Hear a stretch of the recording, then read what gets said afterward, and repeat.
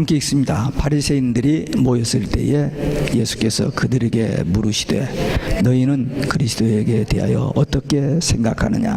네 자손이냐? 대답하되 다윗의 자손이니이다.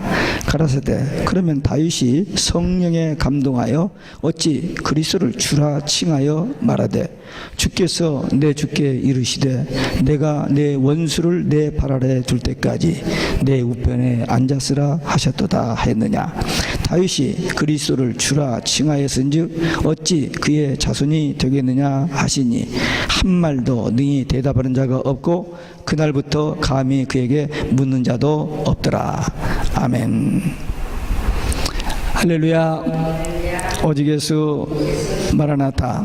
오늘도 하나님의 집에 나와 예배하는 여러분들에게 우리 아버지 하나님의 은혜와 평강이 넘치길 주 예수 그리스도 이름으로 축원합니다. 예수님께서 3년 동안 그 천국 복음 증거하시는 사역을 할 때 예수님의 사역 현장에 항상 나타나서 질문하고 시비하고 논쟁하던 이 종교 지도자들, 이들이 이제 예수님이 마지막으로 예루살렘에 올라오셔서 한 주간 계실 때에 예수님 앞에 나와서 지금까지 어떤 질문보다도 더 그 어려운 많이 연구를 해가지고 난처한 질문들을 가지고 예수님 앞에 와서 질문을 했습니다. 예.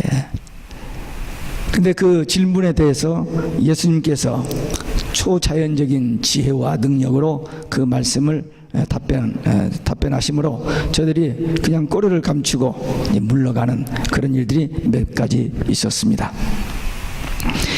오늘은 이 마태복음 22장에서 이제 마지막 끝 마무리가 되어지는데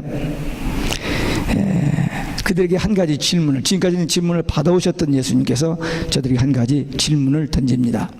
이 질문은 유대 종교 지도자들의 지금까지 여러 가지 질문들에 대한 결론적인 그런 성격을 띄우고, 그 다음에 다음 장 마태복음 23장에서 저들에 대한 저주와 심판을 선포하시는 그 서론이 되는 그런 말씀이 됩니다. 예수님의 질문은 다윗과 그리스도의 관계에 대한 질문이었습니다. 오늘 다윗의 주가 되시는 그리스도란 제목으로 오늘 본문을 통해서 우리에게 주시는 하나님의 말씀을 함께 받겠습니다. 첫째, 그리스도가 누구의 자손이냐고 물으셨습니다. 42절에 너희는 그리스도에 대하여 어떻게 생각하느냐? 네 자손이냐? 그렇게 물으셨습니다. 예수님께서 그 바로 앞담 단락에서 한 율법사가 와서 율법 중에 가장 큰 계명이 뭡니까? 라고 그렇게 물었을 때 크고 첫째 되는 계명은 하나님 사랑, 그리고 둘째 계명은 내 이웃을 내 몸과 같이 사랑하는 것이다 라고 대답하신 그 저들이 율법 문제를 가지고 질문했을 때 대답하셨는데, 이제는 예수님께서 그 율법 문제를 가지고 저들이 물은 그 율법 문제를 가지고 저들에게 반격을 하십니다. 그러면서 그들과 무리에게 예수님 자신이 메시아 되심을 드러내시는 질문으로 너희는 그리스도에 대하여 어떻게 생각하냐? 네 자손이냐? 그렇게 물었습니다. 예수님을 그리스도로 인정하지 않는, 거부하는 이 바리새인들로 하여금 예수님이 그리스도이심을 깨닫게 하고 그들의 무지와 편견을 드러내시기 위해서 예수님이 바리새인들에게 던지신 질문입니다. 그리스도가 누구의 자손이냐? 여러분들에게 만약에 이 질문이 던져졌다면 여러분들은 어떻게 대답하시겠어요? 한번 속으로 정리해 보세요. 그리스도가 누구이실까? 예. 여러 다양하게 표현으로 대답을 하실 것입니다. 근데 바리새인들은 조금 더 주저하거나 머뭇거리지 않냐고 즉시 다윗의 자손이라고 대답했습니다. 왜?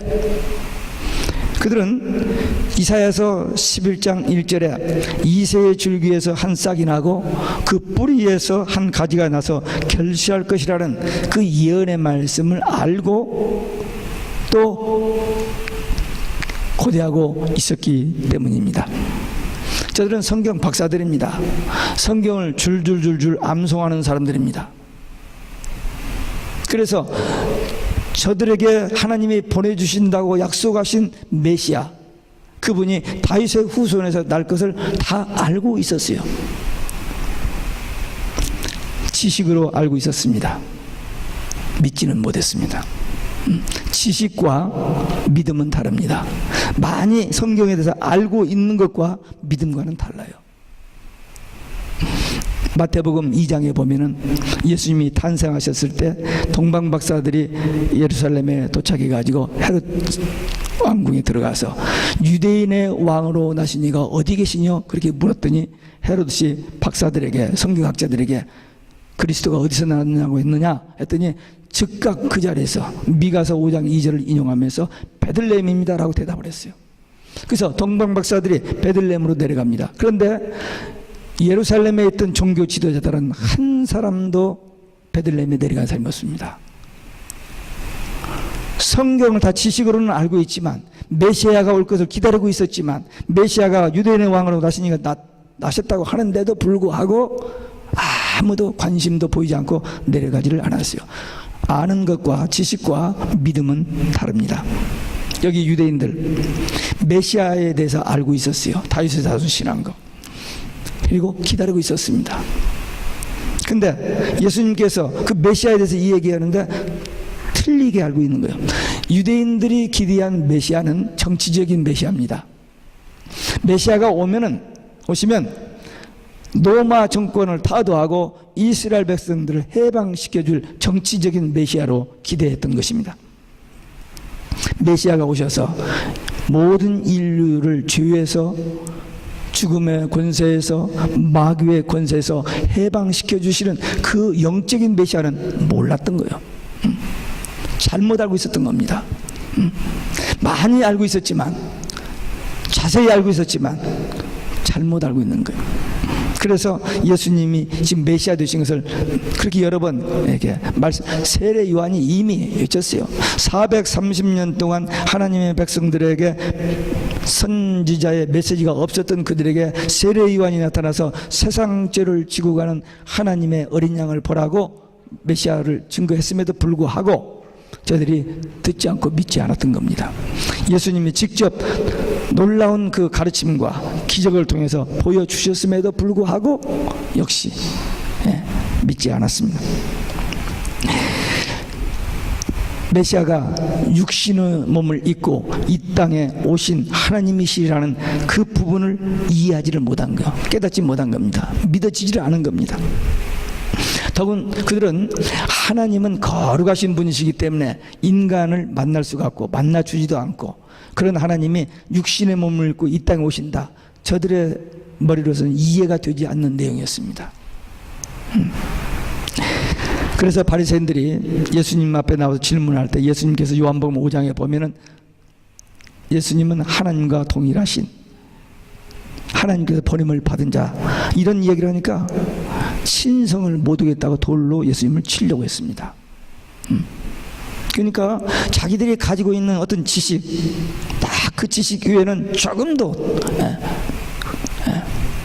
받아들이지 않는, 그래서 예수님의 말씀을 거역했던 것입니다. 그들은 임마누엘의 하나님, 하나님이 우리와 함께 하시기 위해서 이 땅에 육을 입고 오시는 그 하나님, 그 예수님, 그 메시아에 대해서는 이해하지를 못했고 그 복음을 받아들일 여지가 마음에 조금도 없었습니다. 제가 요즘 이 종교 지도자, 예수님 그 사역 말기에 도전해 오는 이 종교 지도자들을 보면서 이 사람들이 모세의 율법을 많이 배워서 많이 알기는 아는데, 이들은 모세라는 유명한 어떤 학자의 지식 배워가지고 그 지식만 가지고 먹고 사는 사람들, 신앙하고는 전혀 관계없는 그런 모습을 제가 보게 됩니다. 오늘날 현실도 마찬가지입니다.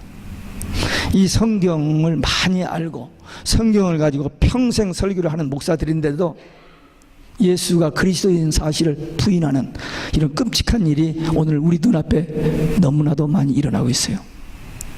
말로는 예수가 그리스도라고 얘기합니다. 근데 예수님만 구원의 길인데 예수님만 구원의 길이 아니라라고 말하는 사람들이 얼마나 많은지 몰라요. 불신자들, 저 타종교 사람들이 얘기하는 게 아니고 우리 기독교 목사들이, 그것도 이제 신학교 갓 나와서 뭘 모르는 전도사, 이제 안수받은 목사들이 아니라 평생 목회했던 목사들이 그걸 그렇게 말하고 있어요. 이해되지 않는 사실인데, 여기 이 사실을 보면은 이 최고의 종교 지도자들, 이 말씀을 줄줄줄 암송하고 가르쳤던 이 지도자들이 예수님 직접 모든 증거를 대면서 말씀하시는데도 거절하고 믿지 않는 거나 똑같은.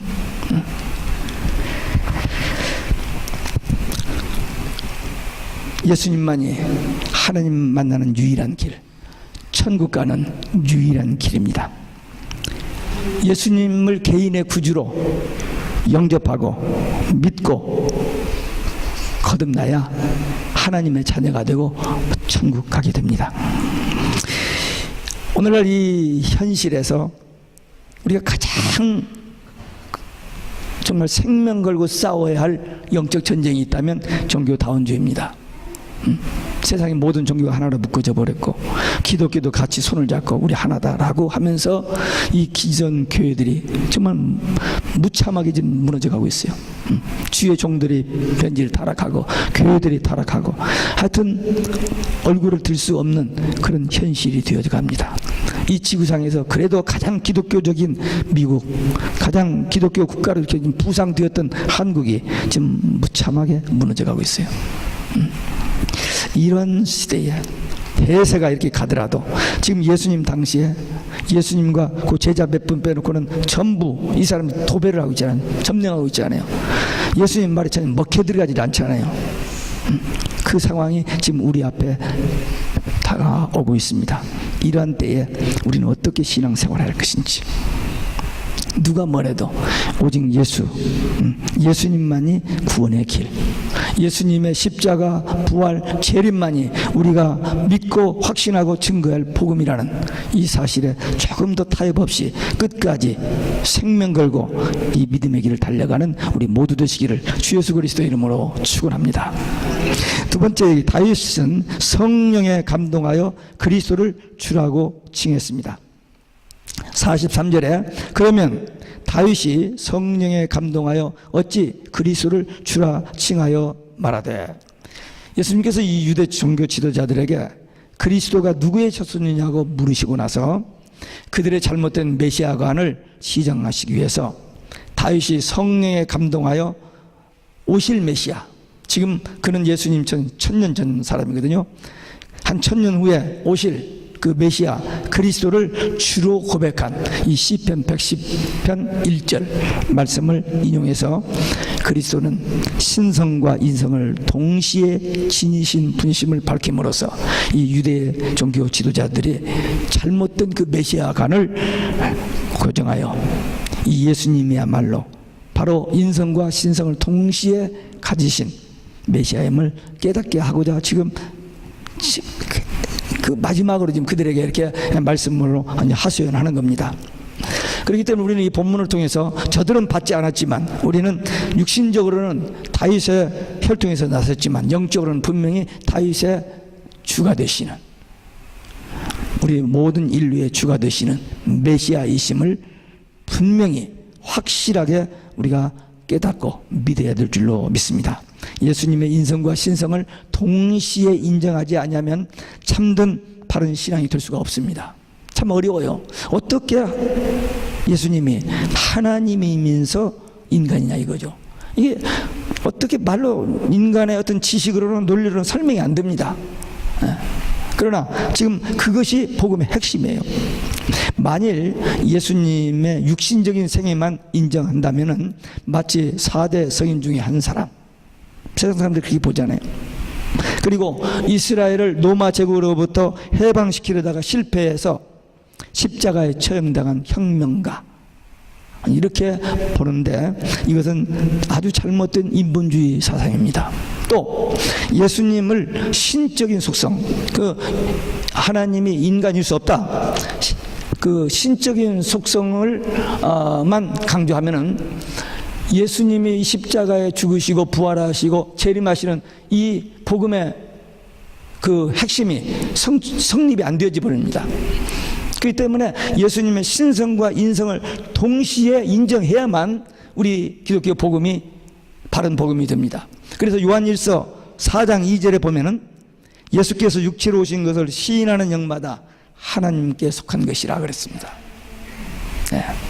그래서 우리는 좀 인간적인 이성적으로는 좀 이해가 안 되는 면이 있지만 하나님의 은혜로 성령의 도우심으로 이 말씀이 믿어져서 예수님의 인성과 신성을 동시에, 다시 말하면 예수님은 본체 하나님이시지만 육신의 몸을 입고 이 땅에 오셔서 우리 대신 십자가에 죽으심으로 우리를 죄에서, 죽음에서, 마귀의 권세에서 해방시키신 분이심을 믿어야만 바른 신앙이 되는 것입니다. 여기 44절에 보니까 주께서 내 주께 이르시되, 앞에 주는 누구고 뒤에 주는 누군가. 이것은 하나님께서 메시아에게 말씀하신 것을 말합니다. 지금 다윗이 성령에 감동하여 고백한 그 시의 내용인데, 그러니까 자기 후손, 다윗의 후손에게서 나실 그 메시아가 하나님과 동등된 분이심을 고백한 겁니다. 또 내가 내 원수를 내 발 아래 둘 때까지 내 우편에 앉았으라 하신 것은 예수님이 십자가에 죽으시고 부활하시고 승천하시고 보좌 우편에 앉아 계시다가 주님이 재림하셔서 심판하시고 원수들을 발 아래 둘 때까지, 그 말입니다. 로마서 8장 34절에도 보면 예수님께서 지금 하나님 보좌 우편에서 우리를 위하여 친히 중보 기도하신다는 말씀이 있습니다. 그러니까 예수님은 부활 승천하셨어요. 그리고 천국 보좌에 계십니다. 그러다가 우리를 데리러 다시 오신, 이런 말씀이 1000년 전에 다윗의 입을 통해서 성령에 감동되어서 그의 입술에서 이런 고백이, 이런 시가 고백되어졌던 겁니다. 이제 그 말씀을 인용해서 예수님께서 지금 말씀하시는 거예요. 과연 예수님은 메시아, 그리스도, 하나님과 동등되신 분이십니다. 이 다윗의 그 신앙 고백을 통해서 예수님께서 지금 이 마지막으로 이 종교 지도자들에게 이렇게 말씀을 하시는데 그들은 끝까지 듣고도 깨닫지 못하는 거예요. 왜? 너무 자기 속에 들어있는 지식이 많아요. 잘못된 지식이. 그것을 조금이라도 뉘우칠 줄을 모르고 회개할 줄을 모르고 끝까지 그 교만한 거죠. 그러니까 우리 신앙생활하는데 이 교만이 참 무섭습니다. 그래서 자기가 기도하면서 자기 자신과의 싸움이 그렇게 힘들어요. 세상 죄, 유혹 정도는 신앙생활을 어느 정도 하면 이겨낼 수 있습니다. 근데 자기 속에서 끊임없이 일어나는 의심이라든지 교만이라든지 시기, 탐욕, 정욕, 이런 것들이 참 어렵습니다.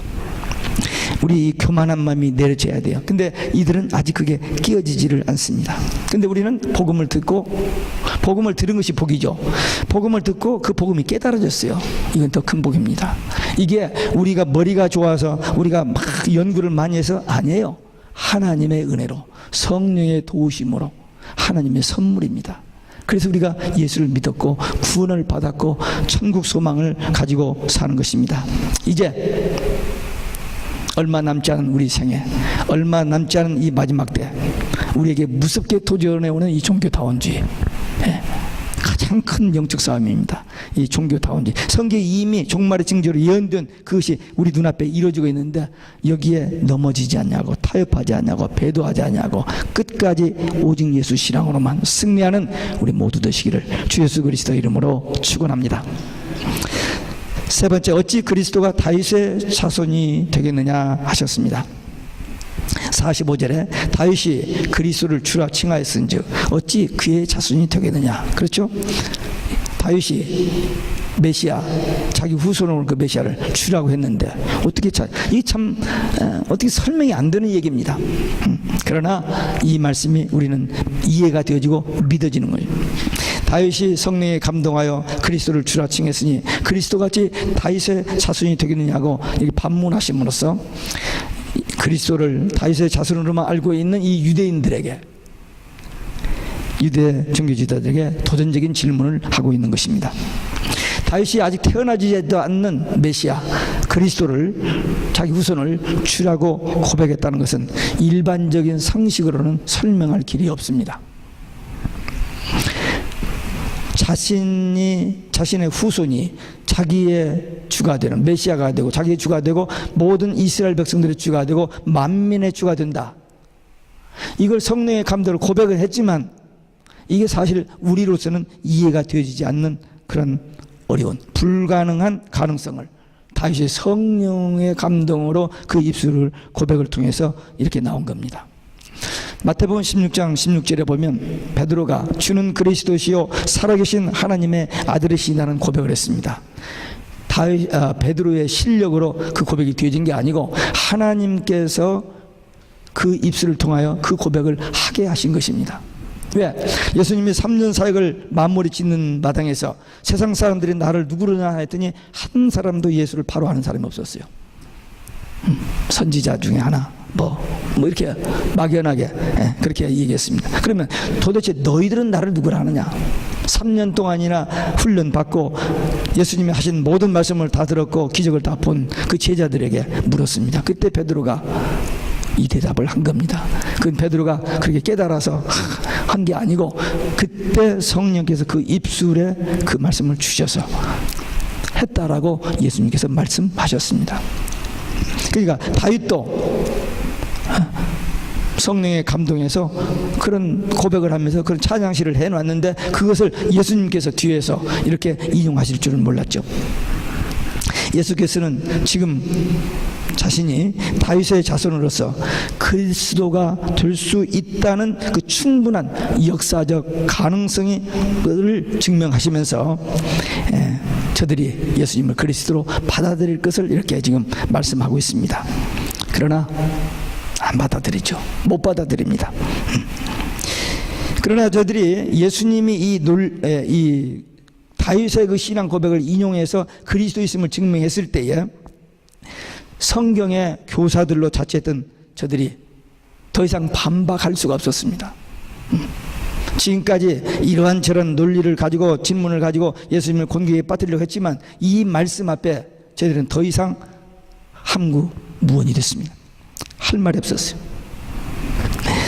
그래서 이제 더 이상 트집 잡기 위해서 어떤 질문을 할 수 없어서 끝나버립니다. 다윗이 성령의 감동으로 자기의 후손에서 메시아가 나오신다는 그 고백을 인용해서 예수님이 자신이 바로 그리스도이심을 증거하시는 으로 해서 예수님과 유대 종교자들의 논쟁은 끝이 났습니다. 이제 그 마지막 논쟁이 끝났어요. 그리고 나서 이제 23장에 가서 제자들에게 그럽니다. 바리새인과 서기관들이 종교 지도자들, 저들을 본받지 말라. 저들은 자기도 천국을 못 가고 다른 사람도 천국 못 가게 하는 자들이다. 그렇게 제자들에게 말씀하시고 이제 직접적으로 이 종교 지도자들을 향해서 화 있을진저를 7번 이야기하시고 그 다음에 독사의 자식들아 너희가 어떻게 심판을 피할 수 있겠느냐라고 그야말로 마지막으로 이제 발언을 해버리십니다. 이미 이제 더 이상 시간도 없고 이제 이틀 있으면 이제 예수님이 십자가 사건이 있기 때문에 끝을 내신 거죠. 그리고 나서 이제 24장에 들어가서 예수님께서 종말의 징조에 대해서 역사의 종말과 주님이 재림하실 때의 징조에 대해서 제자들에게 쭉 이야기를 합니다. 그리고 천국 비유를 말씀하십니다. 천국은 이와 같다 하면서 천국 비유를 말씀하시고 26장에서 겟세마네 마가의 다락방에서 만찬하고 겟세마네 동산에서 기도하시고 잡히시고 재판받으시고 27장에서 돌아가시고 28장에서 부활하여 승천하십니다. 이렇게 예수님께서 사역을 마무리 짓게 되십니다. 그런데 천국이 정말 우리들이 가야 할 좋은 곳입니다. 그런데 그 천국은 이 예수님의 십자가 부활 재림이 없으면 갈 수가 없는데요. 그러니까 우리 신앙에 가장 중요한 게 뭐냐? 교회를 얼마나 오래 다녔느냐, 성경을 얼마나 많이 아느냐, 그게 아니고 예수님의 십자가 부활 재림에 대한 분명한 확실한 그 신앙을 가지고 고백하고 그 말씀을 증거할 수 있어야 돼요. 마음으로 믿기만 하지 말고 입으로 시인하고 또 입을 벌려 복음을 증거하는 것, 이것이 하나님의 사랑하는 것이고 그것이 하나님의 뜻이고 그게 하나님의 소원이고 그게 주님의 지상명령이고 그것이 우리가 이 땅에 살 수 있는 가장 위대한 사역입니다. 우리에게 복음을 들려주셨어요. 깨닫게 해주셨어요. 믿게 하셨습니다. 하나님의 자녀로 거듭났습니다. 마음의 천국 되어 삽니다. 우리는 주님이 다시 오실 것을 기다리고 사모하고 있습니다. 우리는 분명히 주님이 오시면 천국 갈 자들입니다. 우리가 뭐 실력 있고 능력 있고 뭐 좋은 일을 많이 해서 아니에요. 딱 한 가지, 오직 예수 신앙 때문에. 이제 이 복음을 나의 가장 사랑하는 자녀들, 가족, 그리고 친구, 이웃들에게 전하는 것이 그게 무슨 부담이 되고 교회의 부흥 수단 아니에요. 그게 우리의 삶입니다. 그게 구원받은 성도의 삶의 모습이어야 돼요. 그래서 내가 기쁘고 내가 행복하고, 그래서 내가 가진 이 복음, 내가 만난 이 예수를 다른 사람들에게 말하지 않고는 견딜 수 없는 그의 삶, 그런 삶, 그것이 하나님께서 오늘 우리를 향하신 뜻이요, 그것을 위해서 우리에게 건강도 주시고 또 우리에게 성령의 은사와 능력도 주시고 믿음도 주시고 우리에게 위로와 상담, 그리고 놀라운 하나님의 비밀을 깨우쳐 주시고 가르쳐 주시는 것입니다. 이제 우리 남은 생에 우리 가지는 건강, 우리 가지고 있는 모든 재능, 우리의 모든 것을 다해서 마지막으로 오직 예수 신앙 확실히 믿고 또 그 복음 전하는 증인들 되어 사는 우리 모두 되시기를 주 예수 그리스도의 이름으로 축원합니다. 기도하시겠습니다. 오늘 우리에게 주신 말씀, 예수는 그리스도. 누가 뭐래도 예수님 밖에는 구원의 길이 없습니다. 온 세상 사람들이 다 그리로 간다 할지라도 우리가 믿는 이 성경 붙잡고 우리는 그 믿음 가지고 마지막을 마무리 짓는, 그래서 승리하는 믿음의 용사들, 기도의 용사들 되기 위한 결단의 기도 함께 드리시겠습니다.